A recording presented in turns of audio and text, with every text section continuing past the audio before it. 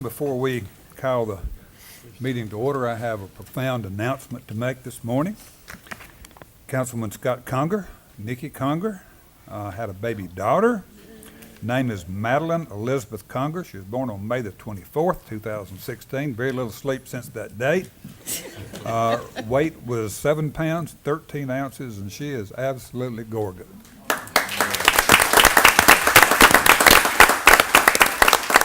Your life is about to change, big guy. Amen. Okay, we'll call the June 7th, 2016 meeting of Jackson City Council to order, and we'll have our invocation and pledge led by Councilman Conger. If you would, please rise. Please pray with me. Most gracious Heavenly Father, we thank you for days like today, any day that we have to get up and praise you, Lord. We ask that you watch over this council, watch over this city as this council conducts business for the city. I ask that you endow us with your competency of your divine wisdom, that we make the decision that best serve the city of Jackson and the residents here. Watch over us, protect us, and guide us. In your Son's name, amen. Amen.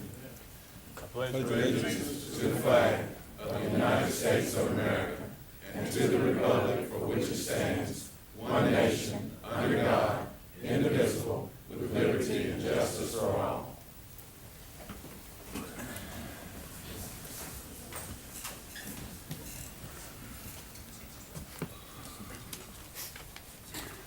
Anita, I think you can show all council members present this morning.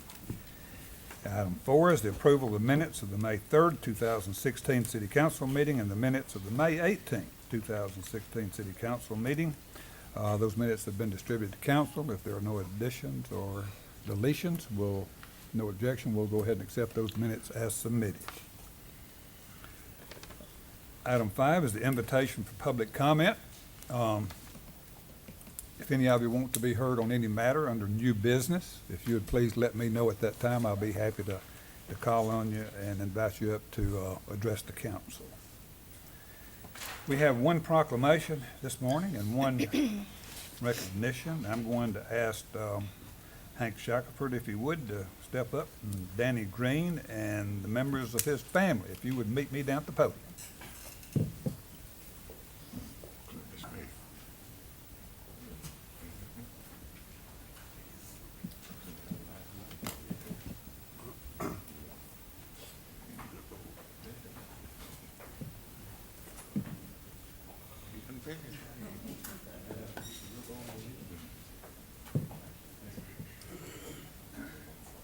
Okay, this is always a yearly event, one that we look forward to. In Stone Cup, City of Jackson, Madison County.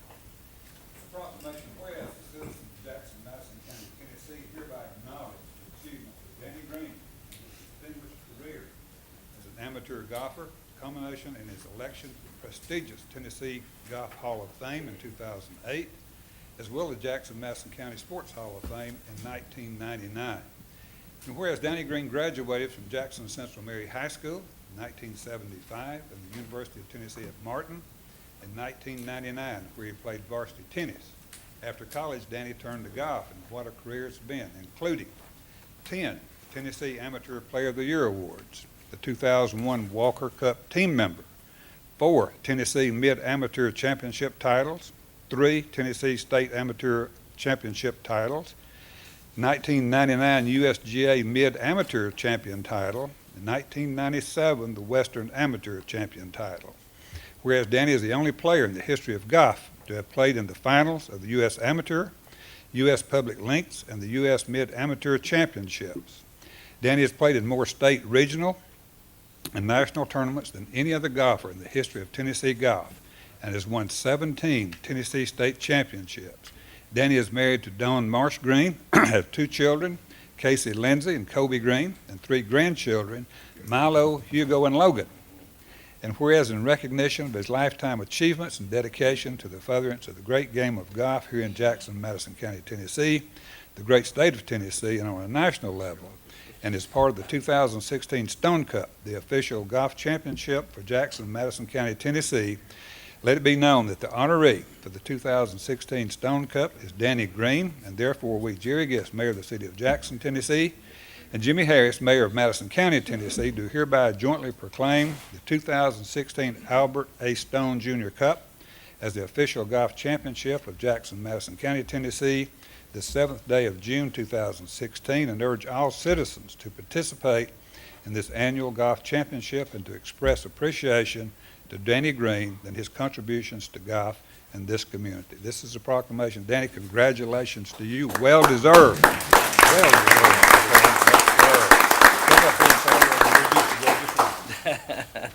Well, thank you, Mayor. I appreciate the recognition here. It's pretty good, I guess, from a boy coming from East Jackson a long time ago. But I want to thank Hank, first of all, for I think we're probably the last decent-sized city in the state to have a city championship, and Hank got this ball rolling at what year is this? 11 years ago or 12, however many we've had.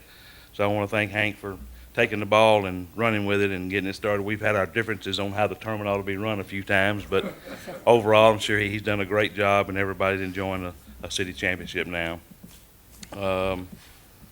I would love to participate in it. I won't be here this week. I'm leaving this afternoon for another state title, or hopefully another state title for my partner and I up in East Tennessee. So, but thank you all. Thank you to the City Council. Thank you, Mayor, for the recognition. I appreciate it very much. Thank you. Thank you, Danny, and congratulations to you. Well deserved, my friend. And I'm going to call up Hank Shackelford now, who's going to explain these little cups down here on the desk for perhaps maybe this year or next year. So, Hank, thank you for being the originator of the Stone Cup. Thank you very much. Well, thank you all for having us again. This is our, as I said, our 11th year, and we're excited this year to honor Danny as our honoree. Bottom line is Danny Green is one of the greatest amateur golfers in the world.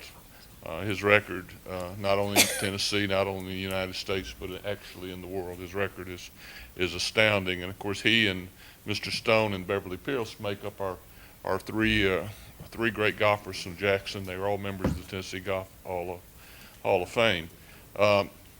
This year, and each year going forward, we're going to be awarding the Danny Green Medal to the low qualifier in the Stone Cup, the medalist. So that's going to be an annual event that we do. One comment about Danny: he was playing in a match with Cody Alexander, who's one of our really good young golfers. Cody has won the Stone Cup, exceptional player. And Cody's dad came up to me after about the 9th or 10th hole, and he said Cody had told him that he'd learned more about golf playing 9 holes with Danny Green than he had in all the prior times. So, Danny, the challenge that you have going forward is to take this tremendous knowledge that you have and impart it to those who are going to be following us in it. One other thing, we have never had ladies participate in our golf tournament, and of course we believe that ladies should participate. And Beverly Pierce and her husband Gene have donated the Beverly Pierce Cup, and it's sitting up here on the dais. And from now on, that will be for lady golfers, and we're hoping to have a good participation for ladies. The top 4 qualifiers will go to the Jackson Country Club on the second weekend, play match play just like the men and just like the senior men. So we're excited about that and adding to the Stone Cup. And Mayor and members of the City Council, we're very appreciative for everything y'all have done, and we hope to have a good tournament. Thank y'all, and God bless you. Thank you, Hank, and congratulations to Danny. We have one other small item of business. Y'all can go ahead and go if you want to. Thank you all for being here. One other small item of business. We have a retirement, I suppose, from our Civil Service Board, a really hard-working board that we have. Sometimes have to make some very difficult decisions. Melvin Hamlet is here, and I'm going to ask Lynn Henning. I asked Melvin to come up here. We're going to take care of this, and I asked Lynn to come up and present Melvin's certificate. Melvin, come on up, buddy.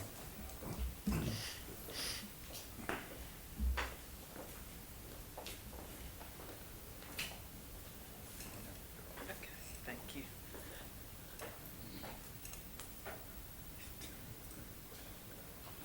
Thank you, Mr. Mayor. I would like to present this certificate of appreciation to Mr. Melvin Hamley for 8 years of outstanding commitment and service to the City of Jackson's Civil Service Commission.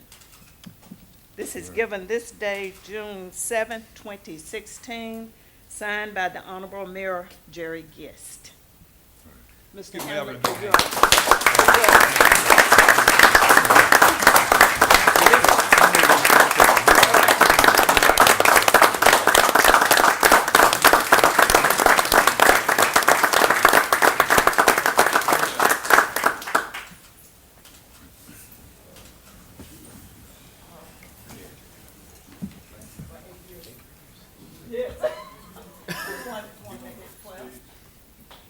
would you hand. Thank you so much for your service. Well, I'd like to say thank you, first of all. Lynn, I think Lynn called me, I guess 8 years ago. Asked would I mind serving. I said, sure. So I didn't realize it's been 8 years, though. I thought they asked me, and I said about 5 years. But it's been a pleasure to serve the city. I didn't know what I was getting into when I first decided to be on the Civil Service Commission. But it's been rewarding work. I guess the policemen and the firemen, I think we did about 5 cases since in those 8 years. So it wasn't real taxing, but I really enjoyed it. I was glad to serve. I want to thank all my Lane College family that came with me this morning, and my wife, my beautiful wife, my beautiful young wife.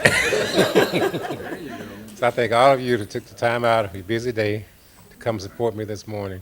And I thank all of you. Thank the mayor, the city council, especially Lynn, my classmate, and thank you for this honor. Thank you.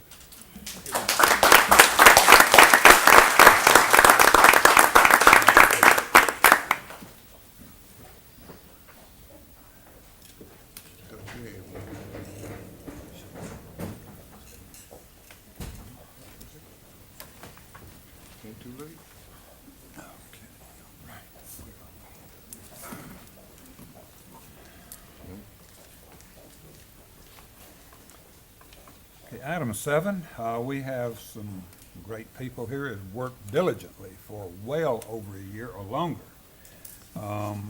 jointly working with the Southwest Tennessee Area Agency on Aging, and we're going to ask Shelley Matthews if she would come up and bring anyone with her to give us the results of all these meetings and public hearings that they've had across the state. Shelley, thank you for all your hard work. I know y'all have been very vigilant.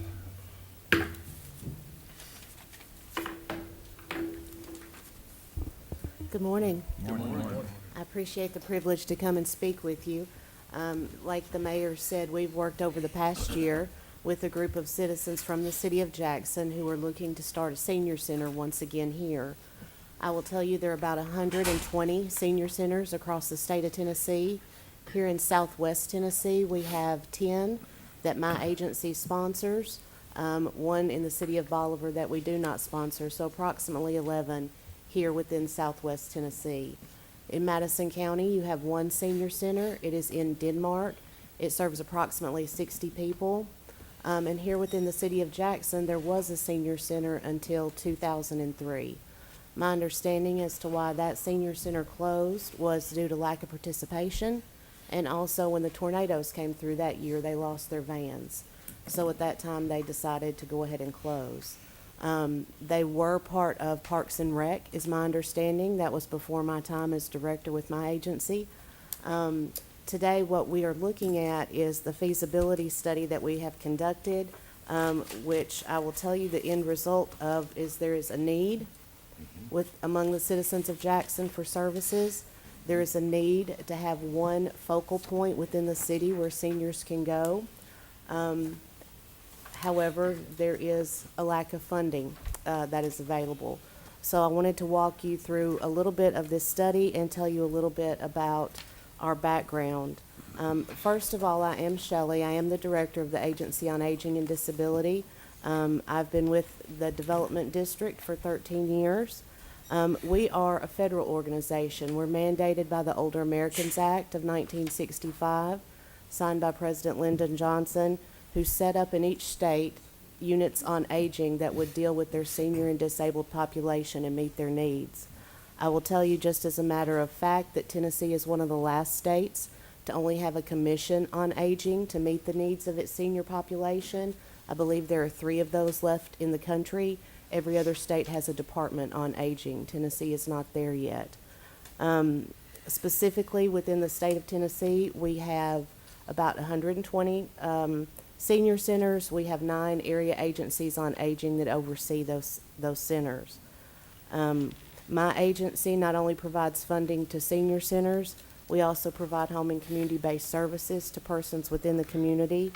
We provide legal services to seniors who are in need.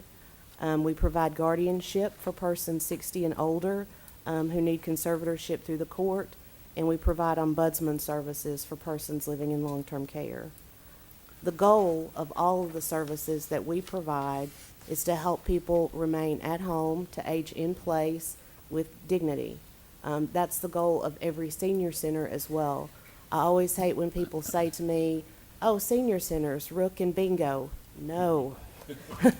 More than Rook and Bingo. Most people know us as Meals on Wheels. Most people understand what that is and what a congregate meal is in a senior center. But senior centers are so much more. They provide evidence-based health programs. They provide education. They provide socialization, which is so vital in a senior population. They provide recreation and physical fitness, telephone reassurance to those persons in the community who cannot come out and be a part of the senior center, and outreach. And they do also do fun things like Rook and Bingo and day trips and overnight trips. When you're looking at it in a dollar's perspective, to go to a nursing home this day would be about $52,000 to $58,000 a year. People have to go on Medicaid in order to pay for that, or they have to pay for it out of pocket. We know Medicare doesn't cover it. So when you look at having a senior center that can provide needs for people, that can help them get a meal every day, that they can get some in-home services every day, that can help them stay where they grew up within their community with their natural supports, you're looking at an astronomical savings to our system, okay? So about the feasibility study, we were approached about a year ago by a group of citizens, mostly retired educators and persons who are members of AARP, looking to start a senior center in Jackson once again. We decided at that initial meeting that we would assist these folks in doing a feasibility study. After the feasibility study, there's not much more. We have to be kind of hands-off because we are a funder of senior centers. So I'm not asking for anything today. I just want to present to you the results. It was decided that an initial kickoff meeting was held, which was successful. We had about 30 folks show up from the healthcare industry. We had leaders within the faith-based community show up to that initial meeting, persons who provide senior services, and a lot of individual senior citizens who came to the initial kickoff meeting. And we decided that we would move forward with the feasibility study. I will tell you that most of the work we've done, we've been greatly aided by a feasibility study done in the city of Raleigh, North Carolina.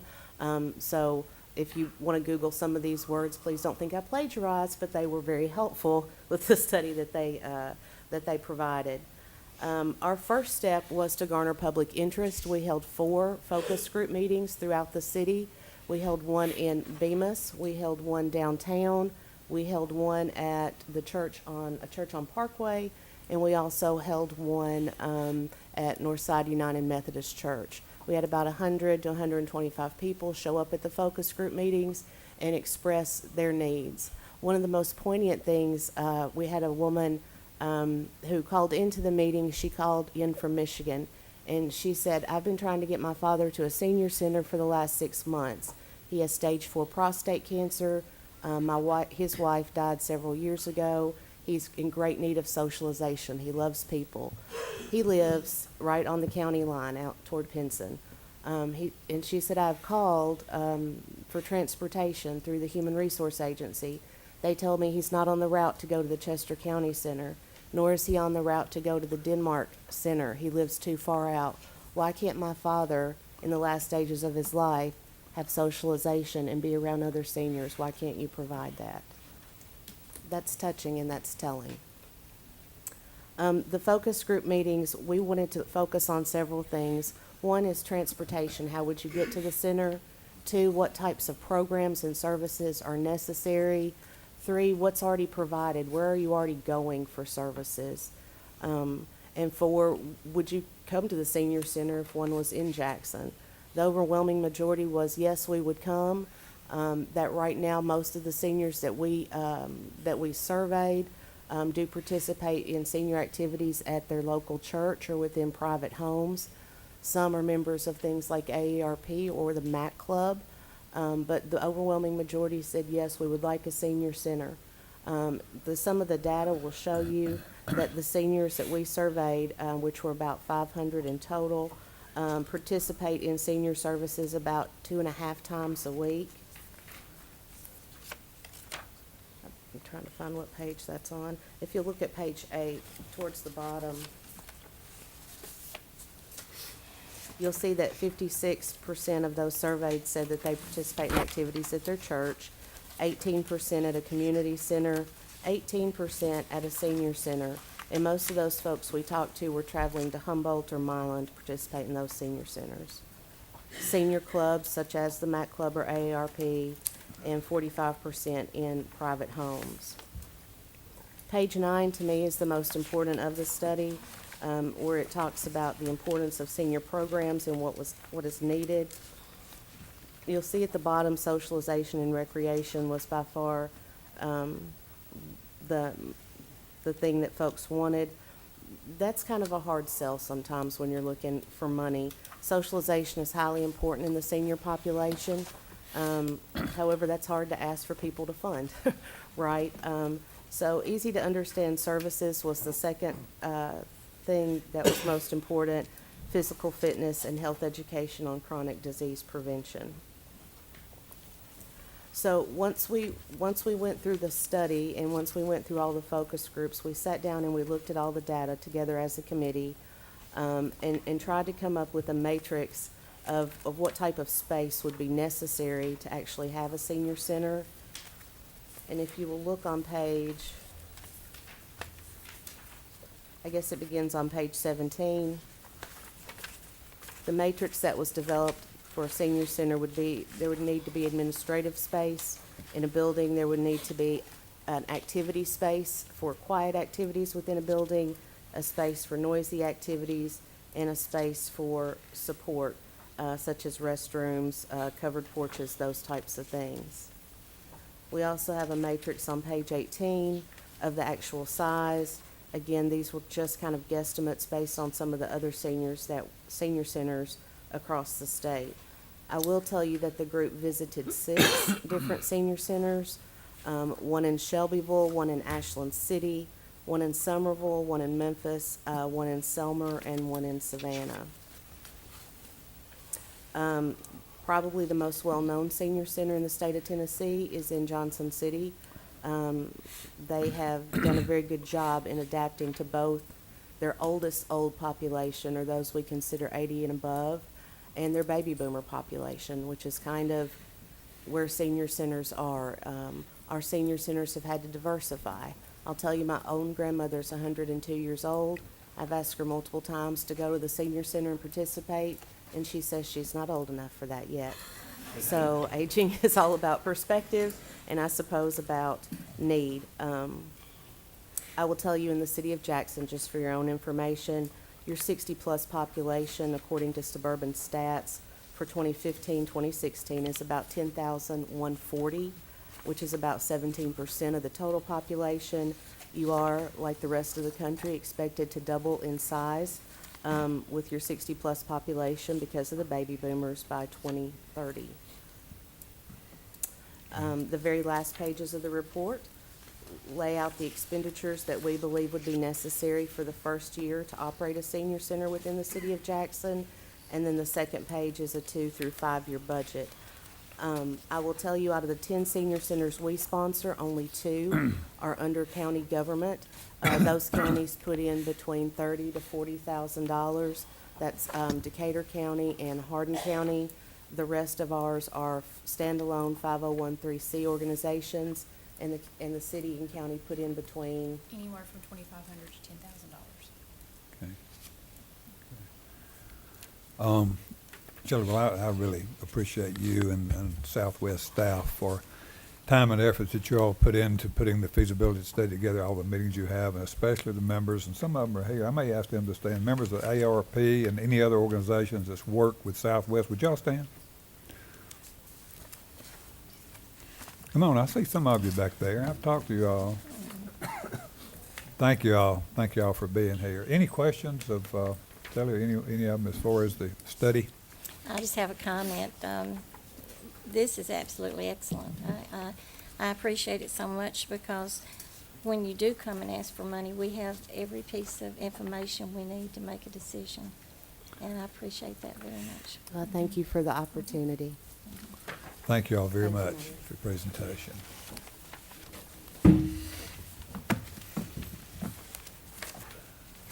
Okay, item 8 is first reading. Consideration of ordinance to rezone property located at the rear of 1145 Whitehall Street from B5 Highway Business to District to I2 Light Industrial District containing 4.31 acres, more or less, for J.J. Couples Company, Inc., submitted by Ed Wallace Jr. Dan? Good morning, Mayor and Council. Morning.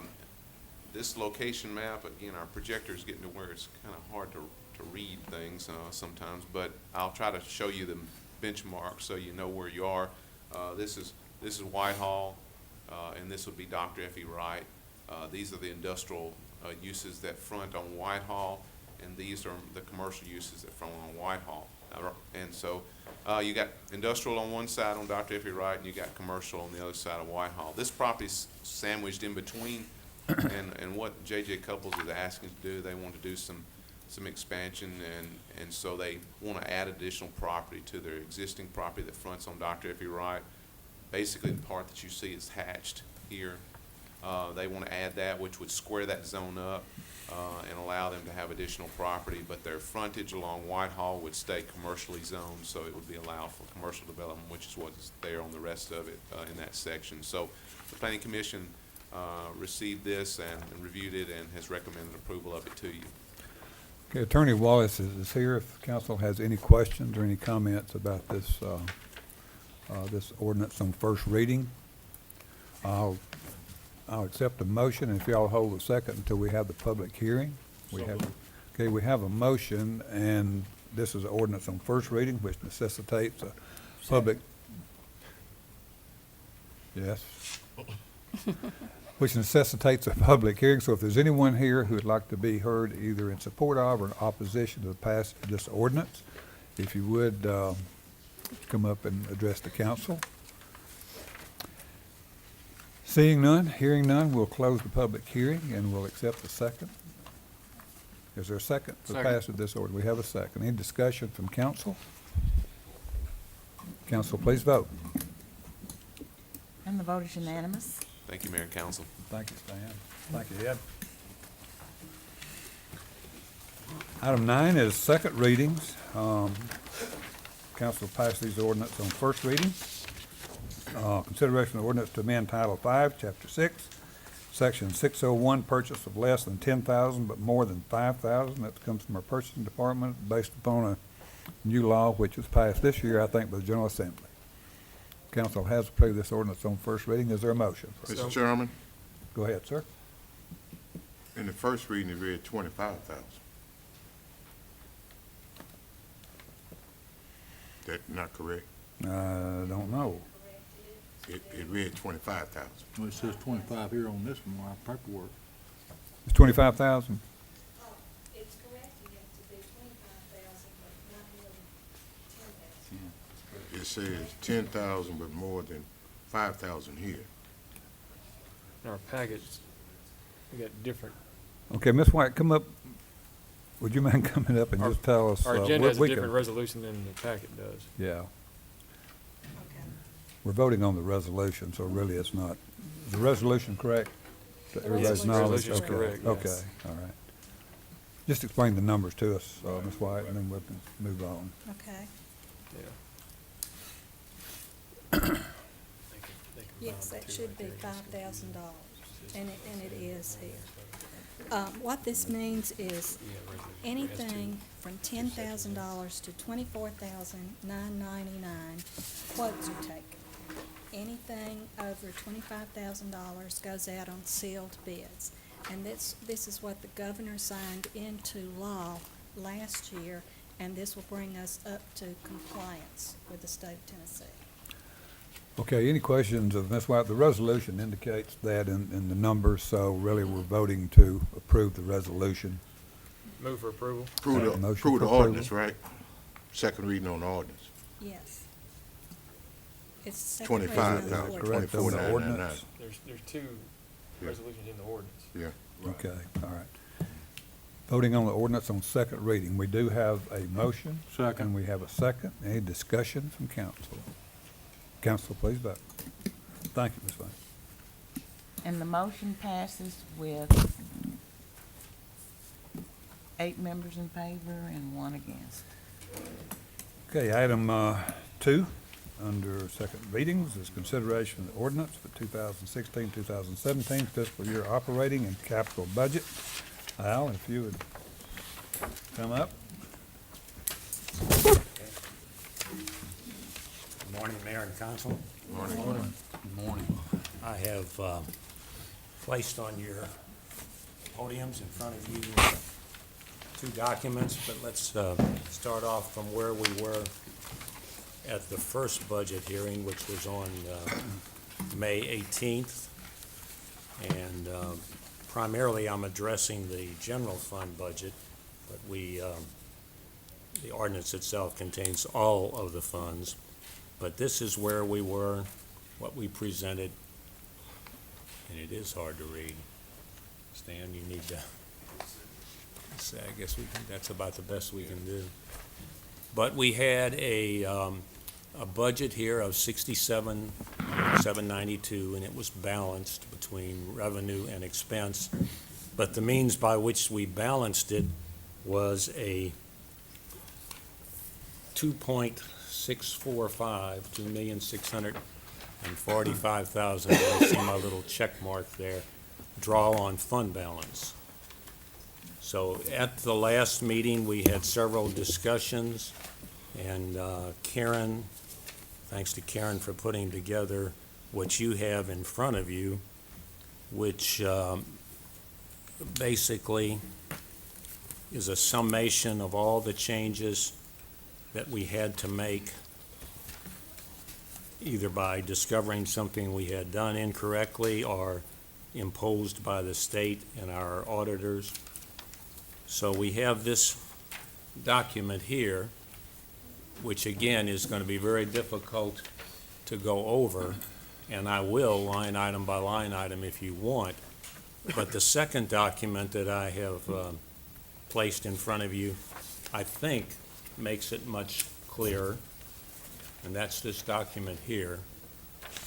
Now we'll go back the other way. And we started out, let me come down here, last time explaining to you what made up that $2,645,000. And basically it was the salary supplement or the Christmas bonus that the mayor has planned to give. And then in general government, it was $1 million increase, and we had Stacy Stone come up and explain to you that most of it is healthcare related. In fact, we're going to take $1 million out of our reserves, and later on you'll see we're still going to be short. But this is the draw on fund balance for next year that I'm addressing now.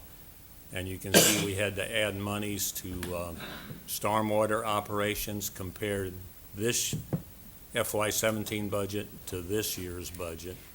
We had to add monies to the police department, but it turns out to be 0.72 of 1%. On the fire department, we had to add $347,000. I believe that turned out to be something like 2.66%. And then we had some signalization that needed to be added, and a small amount for the what was Pringles Park. It is now the ballpark at Jackson. So that made up the $2,645,000.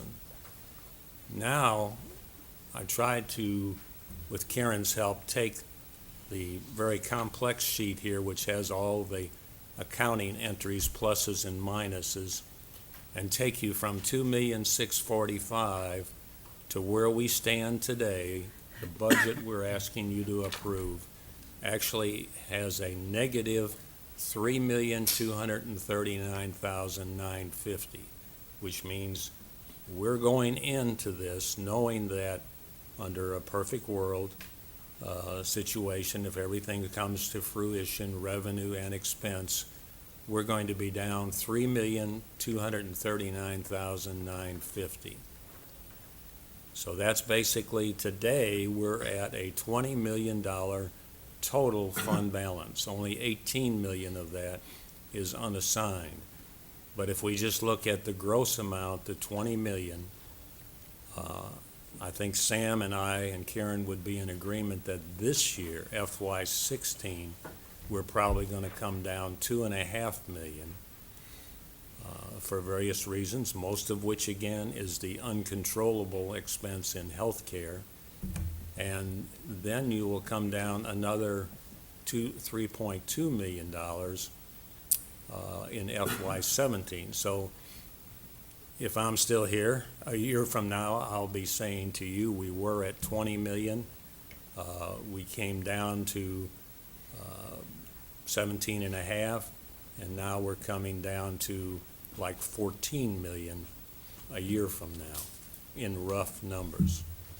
And of course, a lot of things can happen, pro and con, but we don't really see any major increase in revenue. There will be some, but when I showed you those pie charts, I think it was a picture worth 1,000 words, and you saw that more and more is being channeled towards paying off the debt. And we talked about the fact that we are doing the right things at the right time. Scott is paying $63 a ton on his asphalt, which is much lower than the $100 a couple years ago. We're borrowing money at 1.1%, which was almost unheard of. But somewhere along the line, you have to pay for what you have purchased and, quote unquote, in my opinion, done right. All these things were done for a purpose, to enhance the city, provide better public safety service. But the fact is, we have to pay for them. And for the first couple of years on most of our bond issues, we're able to delay the principal.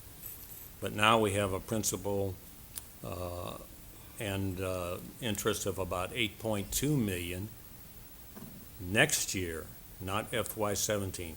But when I'm sitting here a year from now, if I am, it'll be $9.1 million. And we will actually go over that percent in the pie chart that the council approved several years ago. We would not go beyond 23%. In other words, 23% was going to be the max debt service in comparison to the total budget, which in this case is $67,792. So you, the council, will have to make a decision a year from now for sure what you're going to do. Either you're going to increase that debt service or you're going to take other actions. But this is what I'm presenting to you now. You know where we were at last time around. This budget ordinance, which has a budget of $67,792, will be increased by another $594,000, the total of these changes, to arrive at a $3,239,000 shortfall, excuse me. And that is what we're presenting here today. And open it up for questions. Al, could you walk us through the additional changes that the 594,000? 594,000, basically, is a small number. Karen could address just adjusting benefits on certain accounts where we didn't have enough in there. The main items are ADA, which is American Disability Act, where we had to put in $150,000 for the curbing, the ramps that we didn't have in the original budget. And then we had, and I'll open this up for Stan, the One Jackson Civic Plan had $100,000 in there, and we're going up now and adding another $180,000. And Stan, you might just give a brief overlay of what that is.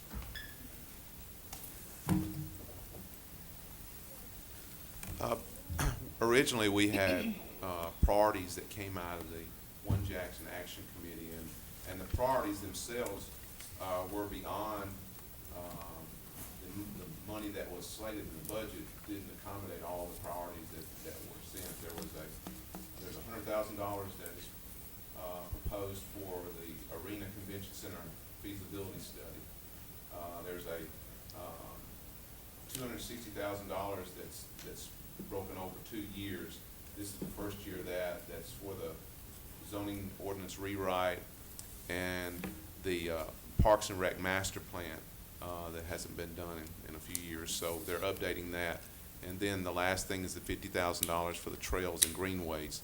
And that makes up the monies that were that came out of committee, and the monies that were in the budget didn't reflect to cover all that. So that's why the money had to be programmed in.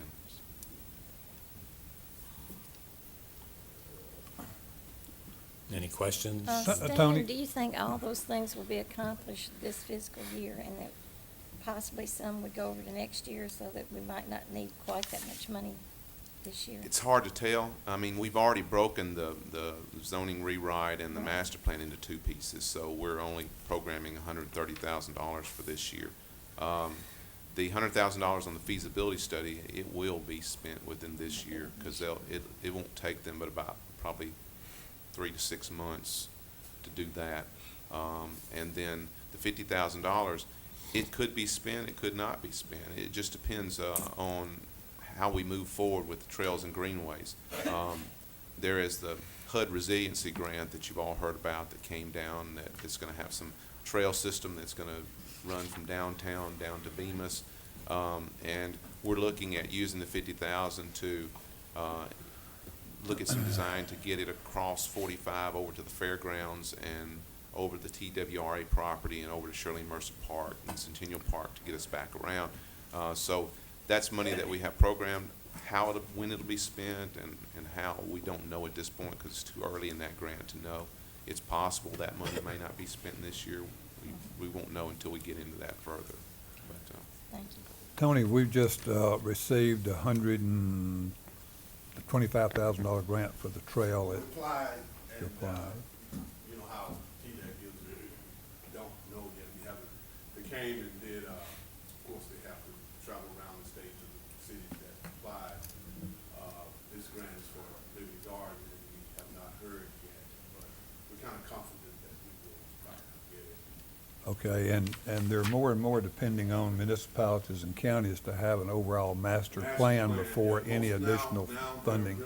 we've kind of been blessed to have a lot of other good information, but now they'll really not want to even consider you applying for grants if you do not have a master plan in place, particularly from the park and rec perspective. Okay.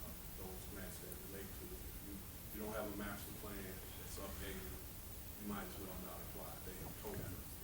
and I will say that we tried to find the most cost-effective method to accomplish that. We talked to our consultant that worked on our civic master plan about bundling these two activities together to give us some cost savings, and they did that because there's some information that they worked on as preparing the overall city master plan that they're able to build upon, so that anyone else would have to come in and recreate all that information. Well, that information is already somewhat created, and they'll just be building upon that. So we did receive some cost savings in doing that to try to get this as cost effective as we could.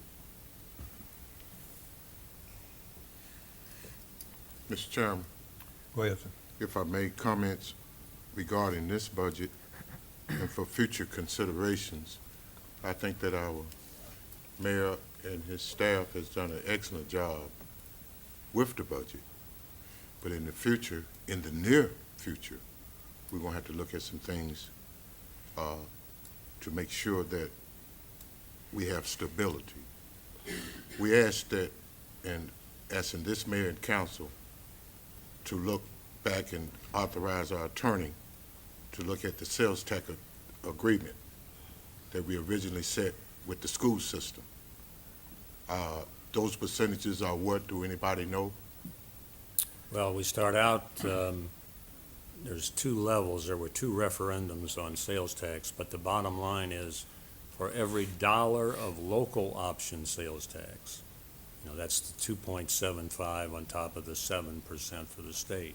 But for every dollar, we, the city, get to retain 27 cents roughly, and 73 cents goes to the county for schools. So right now, we're at the point where we're collecting $49 million. Our sales tax has grown, as Mayor Gist pointed out, dramatically in the last 5 to 7 years.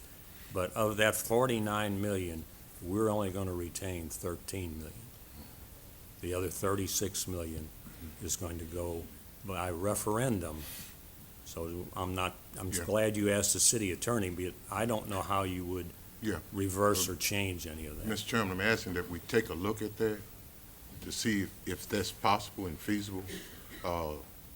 Enrollment is down in our public school system, and I think we're paying the lion's share of the sales tax, and I don't think we're getting what we should get. And we can approach the General Assembly about changing this agreement. I think we can do that, and I hope the council and the mayor will be in agreement with me on that. Also, I have a couple of more statements in regards to our new fiscal year with budget amendments. Let us as a council be very conscientious and with our budget amendments to the new year, and look at them pretty good. Let's not rubber stamp them. We're going to need that in the coming fiscal year. Now, last but not least, and I know His Honorable know is coming, 18 years ago, I served on a committee called the New City Hall Building Committee. Charity begins at home and spreads abroad. This building is not finished. And one can ask, what can we do with the third floor? A new conference and training center. Offices on the other side. It can be done. $200,000 or $300,000 minimum cost. It can be done, and from 18 years ago to now is a very long time. I'd like to see it done. But most of all, that sales tax agreement, we're paying too much money. And economic growth and development was within the city limits. We're going to be talking about next year some monies, and I think we're getting a share on the sales tax agreement. And I don't know how it's done, Mr. Mayor, with respect to the opinion on that, but we need an opinion on that soon. Sounds like a good job for the city attorney. Mm-hmm. I'd just like to agree with what Mr. Harvey said, but I'd also like to challenge the department heads.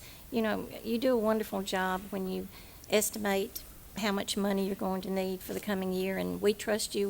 We know that you're asking for what you need, but I know, too, from having been a department head one time, that you tend to spend all that you're given. But I'd like to challenge you this year to try to have some money left over. It's usually the other way around, that we have to do budget amendments to cover departments that have gone over. But if you'll scrutinize carefully and maybe come under budget, then I think, as Councilman Buchanan said, we as a council need to scrutinize every single purchase that we make. Not that we haven't been doing that, but I think it's more important than ever before that we do that. So. Yeah, there are going to be some new procedures. As next year, obviously, our department heads, the reason we at 20 million fund balance is because over the past 6 or 7 years, they've been able to do very well. We've cut the budgets back, you all know, each year for about 5 years during our little recession that we went through, cut them back 2, 3, 4% a year, curtailed any new employees, put the hiring freeze on. So I think really this is the first year in 7 or 8 years that they may not have gotten everything they asked for, but I think this year they probably came out way ahead from where we've asked them to budget in previous years. But also, there is a stipulation to that is this year, and I agree with you, so that we're going to have to monitor our expenses very, very closely, and we expect them to get everything they need. And we'll set procedures in place to make sure that we're all in agreement on what we're going to do is done through that process of getting some pre-approval before we do that. It's going to take a combination of additional revenue and watching expenses to bring in this budget for next year, and I would fully expect that I think our department heads already know that there will probably be asked to cut their budget as they've done for the past 8 years and still try to do as much as we can with what money we have. But the additional money we're asking for this year has come from their good stewardship that they've exercised over the years and giving them the opportunity to use some of that savings account, some of that surplus this year in their budget, I think is well intended. Mayor, I have a quick question, one more quick question. Al, can you help us understand the change that happened from 3 weeks ago when we looked at the animal care center, that it was going to be under health and sanitation, and now we're doing a draw on fund balance to support that? Right. We met with Mike Hewitt, our outside auditors, and we called into the state comptroller's office, and we were told that the animal care center, unlike what Kathleen has, a two-person department who picks up dead animals and things of that nature, which is still solid waste, but that we could not take restricted revenues, in other words, when you and I pay our garbage bills, and apply it to an animal care center, which is like a no-kill center. I don't know if I'm using the right words. So this money here, the $248,000, was moved from health and sanitation, which is our solid waste fund, and moved to the general fund. It's basically, it nets out to $248,000 under the assumption that West Tennessee Healthcare Foundation will manage all of the fur balls and the golf tournaments and the revenue-making items to bring in $140,000 and bring that down to $248,000. Every dollar that they're unable to do that, up to $140,000, that number will go up. But that's what it's, Scott, you're right in, I think, what you're saying. It's not a total new expense for the city from last time around, but we did have to, by state demand, move it from health and sanitation to the general fund. May indicate that this first budget for that particular facility, if approved by council, will be a little better than a shot in the dark, because right now I think some plans are to use some of our existing staff in that facility that's already on the payroll. So we don't know exactly right now how many people it will take to manage that facility. We expect the contributions to continue as far as the care of the animals themselves, the vet bills and the food and everything else that goes with that. So we're hopeful, and hopefully by the end of the year, if we use existing personnel, that 248 number will drop.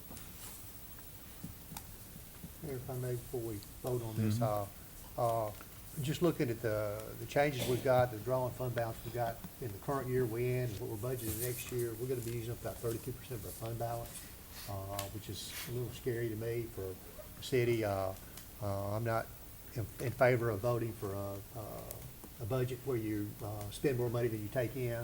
And for those reasons, I think that the city council needs to look at the budget a little earlier than we have been. And for that reason, I'd like to request that the mayor appoint a committee to study the issue so that we won't be in the same situation next year. with some members from the city council and also some members from the general public on that. And I'll leave the discretion to who you appoint to that, to you, Mayor, but Okay. I'd like to put that in the form of a motion that you appoint a committee to look at this starting starting immediately, I guess. Okay, can we have. We have a motion on this Yeah, already? Okay. kinda, but we'll I'll get to retract that till after after, we finish talking. yeah, if that's allowable. I don't think Just we've had a one more- resolution. Well, we're in discussion of the ordinance. What, Just one more thing, Mayor, to try and show, again, a picture's worth 1,000 words, but here we are setting roughly at 20 million, and it's not like Chicken Little saying the sky is falling, but at the same thing, it's not like Mr. Rogers saying it's a great day in the neighborhood today. We're somewhere in between. We're coming down roughly 2.5 million this year, so we're gonna be roughly at 17.5. And then we're gonna propose, if you approve it, coming down another 3 million too. So we're gonna be down around 14.5, something like that. And if you look at chronologically, that puts us back somewhere between 2008, 2009. And I appreciate your motion there, Randy, because we do need to look at the budget. As the mayor has said, the operating departments have done what we've asked of them. I remember when I came here in 2004, the city buildings, which, you know, would have been the Civic Center and the Fairgrounds and the NED, and at that time we had the library over here. They were losing to the tune of 900 to $1 million a year. And that has changed to the point where some, like the Fairgrounds, actually even came out to a positive. But the others have done extremely well.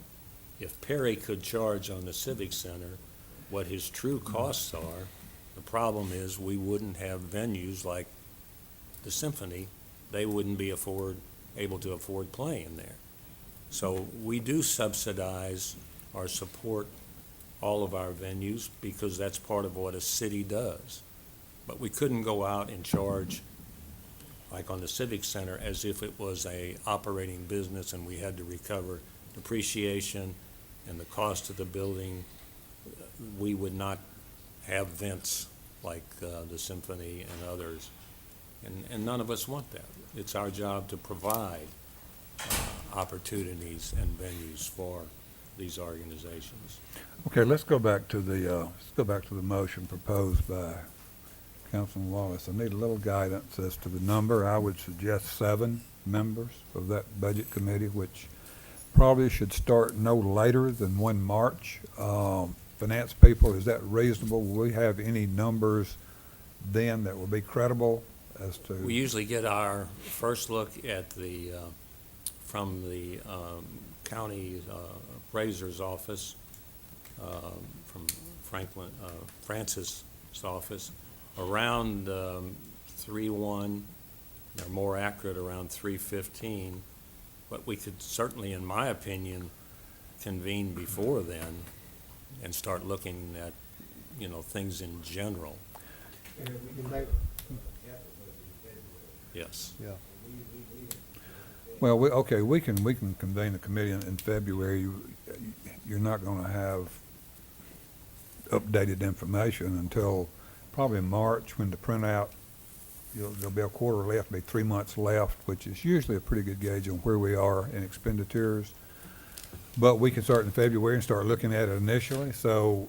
Mayor, I wouldn't mind even starting earlier than that, because I'd like to look at the revenue sources, what our options are, you know, like what Harvey's saying on the sales tax and all the variety of things, not necessarily just expenditures, but revenue sources also, see what our options are. Okay, all right. Okay, we'll start right at the first of the year. Mayor, if I may, I would suggest that at least 3 council members be on that committee. I know Councilman Wallace has asked that possibly some members from the community as well, and I'm sure those would be more business type folks, but I would suggest at least 3 council. Okay, 5 or 7, 3 council, 2 from the general public, or 3 council and 4 from the general public, which is the preference, basically. 4 and 3, 4 from the council, 3 from the general public. It's almost half of I'll appoint all of you if you want to. That'd be 9. it. Make a recommendation to ourselves then. Exactly.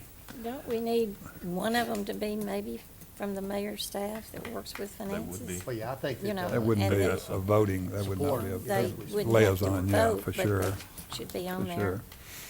sure. 3 council members and 2 members of general public. Does that make sense? Makes sense to me. Is that okay? Good, okay. All right, that's what we'll do.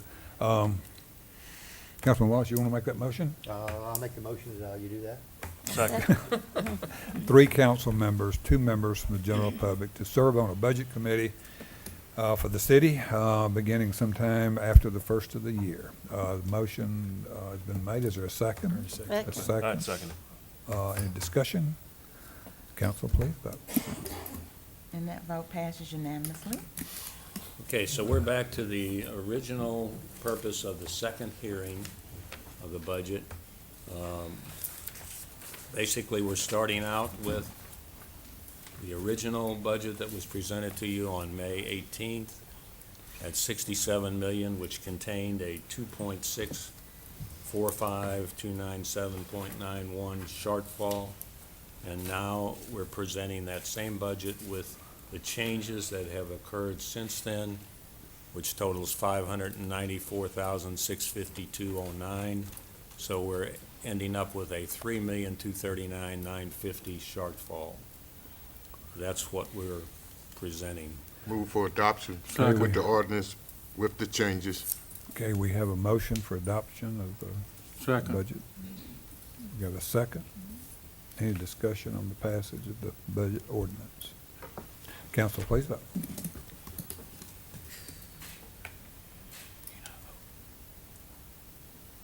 And the motion passes with 7 members in favor and 2 voting no. Okay, item 3 is consideration of the ordinance to set the tax rate. And that is basically no change, 1.9619, which was certified by the Board of Equalization after the last reappraisal. So that's where we're at, 1.96. And would you remind everyone how, the tax rate for the county and the difference in the two, between the county and city, if you would? The counties is 2.15, Okay. and the cities is 1.96. I mean, we're a little Okay, we lower, have a a little motion. lower. That sounds good, Mayor. What's that? We're a little lower. Well, yeah, how many, do the quick addition there, Al, All right. the difference in the two. The difference in the two is about 19 cents. Okay, All thank you. Okay, do we have a motion on Yes, the sir. tax rate? Okay, we have a motion and a second. Do we have a second? Did we get a second? Yes. Anita? Yes. I didn't hear it. She did not hear it. Y'all speak up. Second. Okay, any discussion? Council, please vote. And the vote is unanimous. Okay, thank you, Al. Under new business, we have one lady who has endured this meeting about as much as she would like to endure it. And so if there's no objection from council, let's go down to the appointments on your last page of the agenda. Under civil service, we have Miss Estelle Davis here, who has consented to come on board the Civil Service Commission to replace our good friend Melvin Hamlin. So move. Second. We have a motion and a second. Discussion. Council, please vote. The vote is unanimous. Estelle, we love having you. You feel welcome to stay here if you'd like. If you'd like to go, you may. Thank you very much. Okay. You're welcome. Okay, under new business, item 10, is request by Greg Heath and Claude Heath, doing business as C&C Wine and Spirits to relocate from present location to 2030 North Highland Avenue to 2644 North Highland Avenue. So move. Have a motion. Second. Second. I was going to say, Harvey, though, it's our responsibility between Stan and myself. We have to check out that the new location is not within 300 foot of any church edifice, school edifice. Oh, And we it have so an happens ordinance, that huh? Northside Methodist is catty-cornered from this location, but it is far greater than 300 feet. So liquor has an ordinance. All right. Yeah, I just wanted to make sure that you knew it Yeah, I was know, not but near. Bill any- doesn't. Okay? Okay. Okay, did we, Anita, did you hear a second on I that? did, We did hear a sir. second. Discussion from council. Council, please. And the motion passes with 8 members voting and 1 abstaining. Okay, item 2 is consideration of resolution rescinding the commitment to deed 5 acres more or less located south of Highway 70 bypass between Phillips Street and Cartmel Street to Connections Preparatory School. Stan, you want to brief the council on what we're doing there? Yes, sir. This is a map showing the location of the property. This property is currently owned by the Jackson Community Redevelopment Agency. It was part of a group of property that we acquired right after the tornado in 2003 and 4 for some redevelopment in this area that was hard hit by the tornado. And so the CRA owns this property, but when the transfer of property occurred from the city to the CRA, it came with a prior commitment that had already been made, which was the commitment to the Connections Preparatory School. And that commitment has remained, and this group has tried tirelessly to get approval from the school board and also the state, and has been unsuccessful over the last 4 years. So now we have a group that would like to utilize this property. It's the Hands Up organization, which has a thriving program now that's located on Hollywood Drive. But they feel like they're sort of back away from things because they're at the back of a subdivision and they don't have a lot of visibility. Plus, the students that they serve, the kids, this location would give them better access to the students that they work with, and they feel like this will be a great location for them. Also, we feel good about having this institution there in this neighborhood as a part of our redevelopment efforts.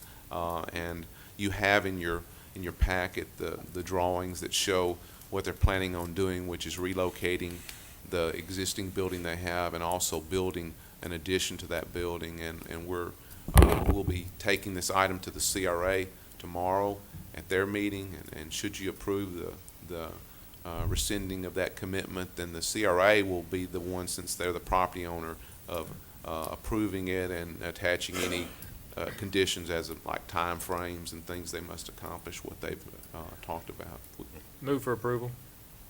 Second. Have a motion and a second. Before we vote, I just want y'all to know that we have communicated with Dr. Helen Owens and Manola Patterson, who are very active in trying to pursue the charter school, and they, in that conversation, indicated that it would be a great use to use this property for Hands Up. So I want you all to know. That was my question. And Mayor, if I may very quickly, as a former board member, and Susan was as well, Hands Up is a wonderful organization. They're doing some great work, and surely that will be a tremendous addition, not only to the CRA, but to that neighborhood. So this is just be an excellent use of that property. Okay, we have a motion to approve the resolution to rescind the use of that property, and we have a second already. Okay, any additional discussion? Council, please vote. And the motion passes with 8 members voting. Thank you, Mayor and Council. Point of clarification, Mr. Chairman. This goes before CRA tomorrow with respect to Hands Up? Yes, sir. Okay, and if approved with CRA, we on the go? Yes, they'll be approving the transfer of the property, as well as attaching any conditions or time frames on the completion of that project. But if they approve it tomorrow, then we'll just go into closing and close on the property and get that property transferred within a short amount of time. So nothing will come back to us? Because the CRA is the property owner, so they're the ones that will handle the transfer. And we just had to rescind our commitment to get that done. Thank you. Y'all have done that. So we'll move ahead to item 3. It's consideration of resolution to purchase a building at 433 Short Street from the Jackson Police Department. We have Chief here. moved. We have a motion. Second. Second. Any discussion from council? Chief, you did a wonderful job at the agenda meeting in convincing us that this is a need. Yes, ma'am. I understand that the building costs $750,000, but we would only be paying $20,000 this year, next year, the third year, and then it would balloon. The one thing I would like for you to tell us, though, is this the only building that we considered? You know, we've got some other empty buildings, some that we're going to have probably school buildings. I just want to, in light of all this financial challenge that we're facing right now, I'd like to know and be able to explain to people that not only is this a great need, and I think I can do that based on what you shared, I'd like to be able to say it was the most feasible, the least expensive space that we could find. And right now, I don't have that assurance. Well, You may, because you may have looked at lots of buildings, you may have considered the school buildings, you know, but we need to know that, because this is $750,000. Yes, ma'am. Well, this particular building at 433 Short Street will house initially over $2 million worth of equipment that we were able to obtain through the years through grants. We have to be able to have the bay doors that we can get a 16-foot command post vehicle in and out. This building has that. When you look at schools, I don't think I don't know that any that have that. Some do. Well, with the vocational. Well, we have to look at the proximity of this building in relation to the police department and operational security. Not only will we be housing equipment at this location, but as I talked about in the agenda review, our case file management system is in a disarray. It's spread out throughout the police department, upstairs, it's at the JTA building. So we're trying to develop a case file management system. And when we have to have civilian personnel or sworn personnel, you know, go and research and pull this information, these case files, it will be a lot closer to the police department. And, you know, if we have a location that's 10 miles away and we look at the man hours that are spent in gas and time to travel there versus, you know, they can walk across the street and go pull this case file and be back, you know, in the office in a short period of time versus if we get another location that's east, west, north, or south that's not that close. This building is it already has a current alarm system in place and video surveillance that we'll be able to monitor. Like I said, there's going to be a large amount of inventory in there. We're just out of space where we are. I think we talked about all that.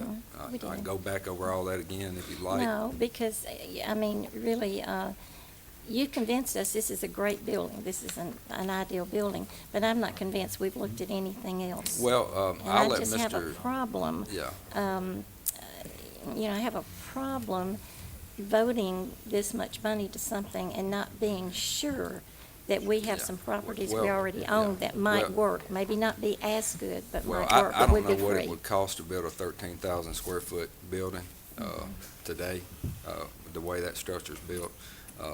We're not here, we're in a building that was currently built in 1974 or 76. Our department has grown since that time. We're out of space, you know, everywhere. So we're not here asking for a multi-million-dollar complex. We're trying to look at existing property to save the city some money that would accommodate what we're trying to achieve. And it's like I said in the budget meeting, this is not a $700,000 project where we overspend on overtime and all you got was that service. We're buying real property, so if the city got in a situation and they needed to sell the building, we can get some kind of return on our investment. I'm with you. I mean, I understand all of that. I just know the question I'm gonna be asked is, don't we have some empty buildings that would be free Well, that the city and owns? I think So we I talked just about need that. some Well, help with that. I don't know what the school system has, to be honest with you, at this point. Well, they've got 4 or 5 some located in the city. Part of JCM is available. Melissa's, there. But I just would feel better if in the presentation we had been presented with all of these different buildings we've looked at and considered, but we had to say no to them because of this or that. Well, But I you, mean, do but we really you've convinced us, we need it, we Well, I need kn- it, and all this right, is a well, good let's just deal, take the and I JTA understand that. building that we're Yeah. currently in that houses Yeah. $800,000 worth of equipment, I that the understand. septic is capped off, there's mold in the building, the roof leaks. I'm for it. And when we look at some of I these. want us to find another Yeah. place, that's And not the disagreement. When we look yeah. at some of these existing buildings, there's. Did you look at those? No, but I mean, I don't know of any schools that have a 16-foot bay door that will house a command vehicle. We had specific things that we had to look for. A lot of these schools are, I'm sure, full of. Well, if you can stand behind that and know that for a fact, that's what we need. Well, I've already That's what we said, need. I've already said as a department head, if it required me making cuts in the upcoming budget, that I would incur the cost. Now, that will be up to the council on which direction they want me to go. I think the city's in a position where we can't direct the school board to do anything as far as our buildings, because it's in their hands. They can sell them, they can give them away, or we can get them back. Usually when we get them back, we have to tear them down. That's true. But I So- just, I understand. Mayor, we have I a understand. second on the motion. Motion and a second. I think Could Mr. I ask a Dawson question very has. quickly? Yes, sir. If we didn't vote on this today and passed it for a month, would you have an opportunity to look at some other properties? Yes. And would you be willing to do that? Well, I mean, to be quite honest with you, I don't feel comfortable even under alarm and a security system of having the inventory that we're gonna put in this building, that, any kind of distance from the police department. but Chief, if we did that, I think what my concern is, and I think Councilman Brooks is, it gives us time to explain to the public why we're committing this much money and the research we've done, and we can truly say, this is the best deal, it's Right. ideal, and this is the only Well, deal that would work. That and would that's give us fine. time. Even if it, doesn't get approved, we're gonna still have to chuck on like we're going. We're gonna have to continue this case file management system that's in a disarray, and that's fine. But I think Mr. Dawson has two different appraisals, and this purchase price comes in well under those two independent appraisals. Vicki, you also, also I'd like We to don't have any of insert that that information, several though. years ago, and Barry Michaels can attest to this, under Chief Kendrick, we looked at several buildings. One, if you remember, Barry, on Canalco Drive on the north side of Parkway. We looked at buildings with a realtor that nowhere match the capabilities of this building. Well, see, that's what we need to know, and that's what we need to But I present. mean, we have already done that. We did it about 3 years ago under Chief Okay. Kendrick. We didn't And- find, We need that Right, information, and I even think, if before we vote. even I if you think came we back need in a month and said, hey, Council- we looked at all Councilwoman these Foot, other. I've been excuse me, looking at Sam. this since it. 2009. I know, but And we I don't finally know have found to tell our the people. one spot that we can afford to get, and it will meet us the requirements. He's talking about the roll-up doors. We have been, every building we've gone to has cost us several thousands of dollars to just get the vehicles in the shop. This is the best deal, and like I say, the mayor has had me looking at this since 2008. I believe you. I believe you. I just think that needs to be presented so that we can get it out to the public. We've looked at other buildings, we've gotten appraisals, because this is the first we're hearing of it, you know. We, in the email we got 2 weeks ago was the conversation on the appraisals on what came back, what the initial appraisal was, what the property owner appraised it, and what the accepted value of the property was. Okay, we got two appraisals. Yeah, The we've already got that first one was information. done by the Richardson Brothers at $830,000. I asked the mayor, and the mayor gave me permission to get Golden Circle to do an appraisal for us. It came in at $815,000. We offered the Richardsons $725,000 for the building based on those two things. I thought at that time we would be very lucky to get it at $775. We're getting it at $750,000. And we went through the same procedure with this that we did when we bought 447 Main Street, the old South Central building. And we've taken a very diligent look at this to get this thing done. They started out at something like $1.4 million, and we're able to almost half that. You know, one way, obviously, we don't own the building now. We like to try to buy the building, and I think it'd be up to the owner who currently owns the building, whether, you know, another month could make or break the deal. Somebody may come along, they may not. We do have a purchase agreement. I think it'd probably be well intended if between you, Sam, and Julian, if we could go back and find any data, Barry, on what we've looked at in the past and how it did not meet basically what we're looking for. If we could find any of that data and provide to council, it might make them feel a bit more comfortable. That's all. Because I think we've done all the due diligence. Y'all just hadn't seen it, and I think we have it. Mayor, can I address one more thing? Perception, you know, that we're We'll go looking get at. some estimates. Yeah, because I think the But taxpayers, the that- perception would be, well, now they've done all their right. homework and I see this and it's Well, worth it. We'll get some estimates, but that may not be an option. Now, as I addressed before, is operational security, and we have to respond to a tactical call-out. Some of our resources, they have to, this building has to be in close proximity to the police department with some of the equipment that we're gonna put in here. So, I don't know how many buildings that meets these specifications are in a 5-block area to the police department. And I'm sure you guys will find that out. That's right. And That's what come you back want to to- it. Well, we have a motion, I think, do we not? We have a second. Is there any more discussion on that motion we have? I would So we're like to say, voting Mayor, that today we already on have the it. 19,900 in the debt service budget. I thought it was so justified that Sam and I went ahead and put it in there. Okay, we have a motion and a second. Any additional discussion? If not, council, please vote. There are 6 council members in favor and 3 voting no. Okay, thank you very much, guys. Consideration, item 4 is consideration of resolution authorizing insurance of interest-bearing taxable general obligation industrial capital outlay notes, series 2016, in an amount not to exceed $2.4 million. Right, I'll just briefly recap, Mayor, but in June of last year, the council passed a resolution allowing you to proceed and identify property and start negotiations for an industrial park land purchase. Then in January, a resolution was passed that allowed you to proceed further with a purchase order arrangement to Tall Oak Farms, I believe it was. And now this is the resolution that would permit us to borrow the money,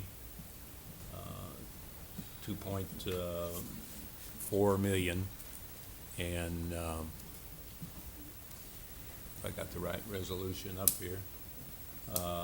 But we can't really, this is a catch-22 situation. We can't go out and actually borrow the money until Jerry Spoor and the Chamber of Commerce go through what is called a certification of necessity. They have to go to the State Economic and Development Board and to the Attorney General and then to the Comptroller's Office and get that certificate before we can actually go out for this money. But this will put it in place so we won't have to come to you at the last minute. If we have to, we'll take the first payment of $1.6 million, which is due on August 15th, and take it out of our fund balance until we get the monies borrowed, and then we would replace that. Okay, the $2.4 million will be, we'll get property in our hands for industrial development, economic development. That property will be for sale and not very receptive to donating property unless someone comes in and is going to employ about 3,000 people. Then I'll bring that to council and ask you all to consider that. But the property will be for sale. So moved. We have a motion and a second. Discussion? Council, please vote. And vote's unanimous. Okay, item 5 is donation of SCBA units from Jackson Fire Department to Beach Creek Volunteer Fire Department. Move for second. Okay, we have a motion and a second. Discussion. Council, please vote. And the vote is unanimous. Item 6 is consideration of board appointments to the Jackson-Madison County Library Board of Trustees. The reappointment of Terrica Smith. Terrica Smith? So moved. Second. Under Jackson Community Redevelopment Agency, the reappointment. Oh, we have a second. We got a vote. Is there a second on that? Yes. Okay. Mayor, can Council, you take those cumulatively? So can you take all those I together? think Do we have to do them I think separately? We have to do them individually. Okay. Okay, we have a motion and a second to confirm that appointment. Council, please vote. And the vote is unanimous. Okay, to the Jackson Community Redevelopment Agency, the appointment of Nell Huntsman. So move. A motion to second. Discussion. Council, please vote. And the vote is unanimous. Under the Jackson Municipal Regional Planning Commission, the reappointment of Jerry Day and the reappointment of Clarence Boone. So moved. Second. A motion to second. Discussion. Council, please vote. And the vote is unanimous. Under the City Tree Board, the reappointment of David Mathis. So moved. Second. Motion to second. Discussion. Council, please vote. The vote is unanimous. We've already voted on the Civil Service Commission, on the Community Economic Development Commission. Richard Beach. No. Oh, Richard, the reappointment of Richard Beach on the Civil Service Commission. moved. Have a motion, a second. Council, please vote. And the vote is unanimous. Under the Community Economic Development Commission, the reappointment of Jimmy Exum. So moved. Second. Motion, second. Discussion. Council, please vote. And the vote is unanimous. Under Keep Jackson Beautiful, the nominee is Brianna Shaver to replace Brenda Nichols, and Captain Ron Adams to replace Captain Sammy Brett. So move. Second. Motion, a second. Discussion. Council, please vote. The vote is unanimous. Okay, to the NED Advisory Board, appointment of Jimmy Duke to replace Linda Baker, Virginia Conger to replace Lida K. Faree, and Kemp Reed to replace Carla Bungasser. So moved. Have a motion, a second. Discussion. I don't think Virginia has time to do this. She's got to keep that baby, but if she's willing. They do a background check on her anyway. Exactly right. Okay, we have a motion, a second. Discussion. Council, please vote. And the vote passes 8 with 1 abstaining. Okay, we have, item 9, consideration of, no, budget amendments, item 8. Bell? We have 3 budget amendments this morning. The first one is for the debt service fund, 2013 bond issue principal in the amount of $465,000. It was budgeted, just not in this particular line item, as Mr. LaFoon has shared with you in agenda review. So moved. Have a motion, second? Second. Second. Discussion. Council, please vote. Vote unanimous.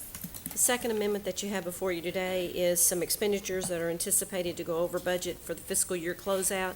If you'll remember, the auditors had stated that this needed to be done in June prior to closing out the books. This budget amendment's in the amount of $1,798,215. Okay, is there a motion? Is that anticipated, realizing that many other departments are under budget, so we certainly don't expect it to be that much, but we don't know. So moved. Is there a motion? Is there a second? Second. Second. Discussion? Council, please vote. And the motion passes 8 in favor, 1 against. Okay, the last amendment that you have before you today is a new grant that's been received by the Recreation and Parks Department in the amount of $60,000 from the Reinvestment Fund, a division of the Robert Ward Johnson Foundation, to be used in participation for the Invest in Health initiative. There is no match required. So moved. Second. Motion, second. Discussion? Council, please vote. And the vote is unanimous. Thank you. Thank you, Mr. Allen. Item 9, being the final items, consideration of invoices over $10,000. We have a motion. We have a second. Second. Discussion. Council, please vote. And the vote is unanimous. No, never. There being no further business, meeting is adjourned. I don't believe you ever miss it. You gonna miss it. Hey.